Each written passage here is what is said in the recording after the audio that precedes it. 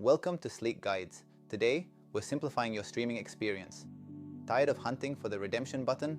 I'm going to show you exactly how to redeem your Prime Video gift card or subscription voucher in under 2 minutes. Let's get started.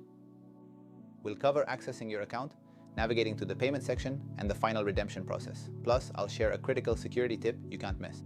First, you need to be logged into the correct Amazon account. Make sure you're on the Prime Video homepage on your browser or app. Click on your profile icon in the top right corner. A drop-down menu will appear. Select Account and Settings to proceed. This section manages your entire viewing profile. Ensure your primary details are correct before moving to the payment section. Step 2 is finding the specific portal for vouchers. Amazon keeps this separate from your standard payment methods. Within Account and Settings, look for the Payments tab.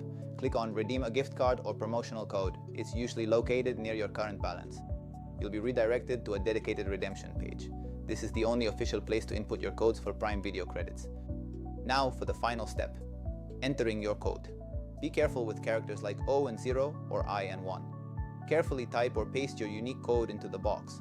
Avoid any extra spaces at the beginning or end, as this can cause an error.